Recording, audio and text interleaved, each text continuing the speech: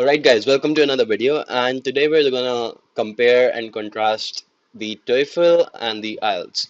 Now, I know this isn't like, this is kind of like a very important question, and a lot of people are not really clear about what they want to do with this. They aren't really sure.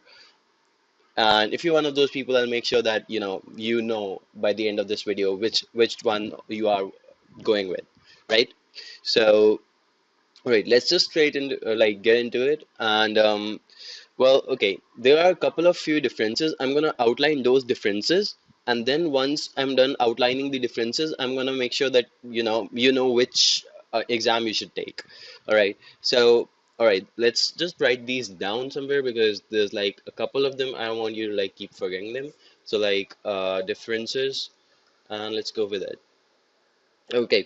So the first difference, and well, because you know TOEFL is computer based and paper based. You can actually go for both of those, but I think most of the people now know that the computer based one is the standard one. So I'm just going to talk about the computer based test. Whenever I'm referring to the TOEFL, it's always about the computer based test. That's something I want to clear out right now because I don't think any of you would be actually appearing for the paper based test. Okay, so all right, the TOEFL computer-based test versus the IELTS test. Now, as you might know, there's a difference in the writing section, first of all. Well, the TOEFL being a computer-based test is kind of like, you have to type and you have to write your essay. So if you're someone who's really good at typing, who can just type faster, I would suggest, go with TOEFL. This is one reason for you to, go with TOEFL. Again, if, however, you prefer writing, my handwriting is really bad, by the way, and I don't want to lose marks over there. I mean, sometimes people just aren't able to comprehend what I'm writing. So, well, unless you are one of the people like me, the TOEFL in most countries is, you know, kind of like you have to write on a sheet of paper. You don't have to type on the computer. In some countries, however, they do allow it, but in most countries, it's still writing using a, pencil and paper, something like that. So that's one thing that you need to know. That's the first difference. Okay. According to you, everyone is different. So according to you, just personalize these differences. No, like, keep checking.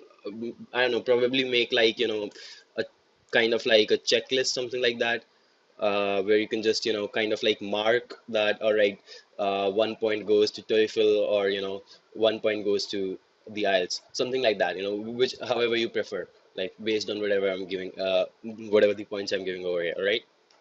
The second difference is in terms of the speaking section. I'm sure you all know of this, but let me just outline this for some of the people who might not know about it. Basically, in the TOEFL, well, some people just say that the IELTS is easier because of this, because you will have an actual human sitting in front of you, right? So it won't actually be a computer. In case of the TOEFL, you actually have a computer sitting in front of you, and you have to record your voice in the microphone, and it's going to be evaluated sometime later by the ETS people. So that's one difference. In case of the IELTS, you have a live human sitting in front of you. So I suppose that if you have like really good, you know, kind of like body language and expressions and everything, this they could kind of impact your score. Although I'm pretty sure that the IDP or whatever it is, the British Council tells their people that don't focus on the body language or the whole kind of like your facial expressions and stuff, but it might potentially impact your score. I don't know if they still do record your score. I don't know what their way of checking is, so don't take my word on this, but I think that personally, I feel that if you do not really, if you're someone who's kind of like introverted, probably sitting in front of a computer might be easier for you as compared to the other case where you'll have a human sitting in front of you asking you questions, and a live timer and everything. So people have different interpretations of this. Again, it depends on you what you prefer. It's your preference. I actually, let me just tell you all of the points and then tell you how I decided my own thing, right? I'm going for the TOEFL, by the way. Okay, the third section. Well, the other two sections are more or less the same. There's no such difference. One huge difference is in like in case of the time, the TOEFL is kind of like a 4 hour exam. You might even get an experimental section, so like it might even take a little over 4 hours. So it takes a lot of time. But on the other hand, the IELTS is like a 2.5 hour based exam, and they'll kind of try to squeeze everything in within those 2.5 hours. So that's one important factor. Yeah, if you are not able to sit in for long hours for the exams. I mean, I've already taken the GRE, so I'm kind of used to it. Even the GRE was like almost 4 hours long. Uh, but it's really a matter of perspective. Some people can keep their concentration, some people just have a lot of trouble doing that. Oh, one more thing I forgot to like mention in the speaking section is that because you're going to be in front of the a human, an actual person, in case of the IELTS, it's going to be like you won't really have to face a lot of uh what do you call it, like noise from the other people sitting around you, right? There'll be just one person sitting in front of you, and you'll be kind of like it'll kind of like be an interview, right? In case of the TOEFL, you'll have people sitting on your left, people sitting on your right. They might be speaking, and you might get distracted. So if you're someone who cannot get used to something like that, or cannot kind of get over that, then just consider taking the IELTS in that case. All right, so those are three differences. The other difference is in terms of the cost. Even it's a very minor difference, and I don't think it should influence your decision at all, because like the difference between the cost is like $20 to $40 of a difference. Like the I've heard that the IELTS kind of the cost kind of varies, but again, it's between some $160 to $200, whereas the TOEFL is usually more or less the same. It's always $180 almost. So that's one kind of difference, but I think that's kind of all. And one more thing is on your TOEFL you have a maximum score of uh, 120, whereas on your IELTS you have a maximum score of well, it's like more like the band system. So you have 9 bands, maximum of 9 bands, and basically the granularity here is zero point 0.5. So you can have 8.5, 8, 7.57, and something like that. Just going down from there.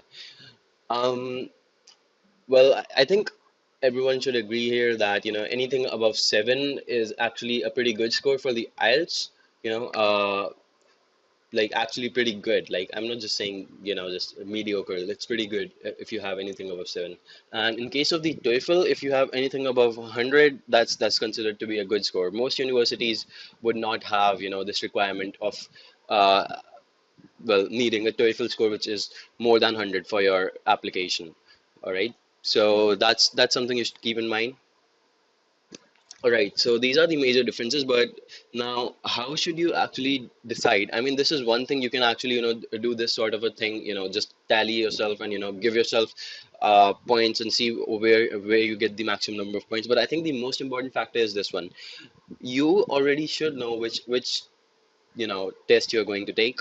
These are the two major tests, but according to where you're actually planning to go to study, that's going to be the major deciding factor in deciding if you want to go for the TOEFL, if you want to go for the IELTS, or whatever you want to go for, right? So I actually recommend that I've actually kind of tried to illustrate this in a lot of my other videos, kind of like make this PDF targeted universities and something, just write down the university name over here, then write down what are the requirements, what is the starting date of the application process, what is the last date when you can apply, something like that. Just write everything over here, and try to make this, because it'll really help you out. And secondly, you'll get to know which exam you want to take, right?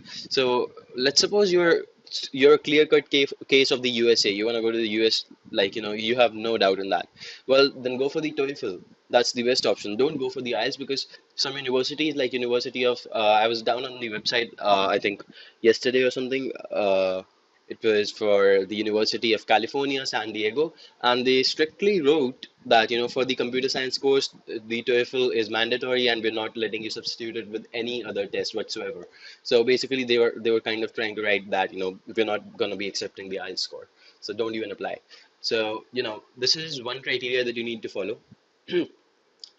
Just make sure that you do your research, shortlist your universities, see that all of them accept a common exam. If you're a clear-cut case of Canada, or even the Australia or UK, well, then most of those universities would generally accept the IELTS. So really, make your decision on the basis of that.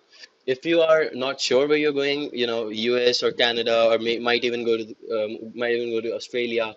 So like, just the best way would be to actually make a list of universities, and then make a list of how many of those accept the TOEFL and how many of those accept the IELTS. So it's really, changing from person to person. It's not like it's going to be consistent for every person. It's a different perspective, and people might have different circumstances based on which they should take one exam and not take the other. So I think that should have helped you guys, and really, like, go on and make that Excel file and make sure that you can actually, differentiate between the colleges, and whatever is your topmost priority, maybe choose according to that, or maybe just choose how the majority of colleges should accept that exam, because you don't want to be someone who's actually going out to give two exams when you already have to give the GRE or GMAT. So you know or the SATs even, in case of the bachelor's. So anyway, that was the gist of it. If there's anything else, do write down in the comments below. Help your peers. And if you have any questions, you can contact me on Instagram. I'm not really taking questions on WhatsApp or the Messenger. That's kind of like hard, because those are kind of well, different places. I'm not really using them a lot. Anyway, so head on to my Instagram, talk to me if you need to, anything, any doubts, anything you might want to talk about regarding your preparation. I'll be available. I have time right now. So that's about it. And thanks. And if you do like this video, if it kind of helped you, just give me a thumbs up. Subscribe even if you want. I'm going to be making a lot more of these videos. And yeah, I'll see you in the next one.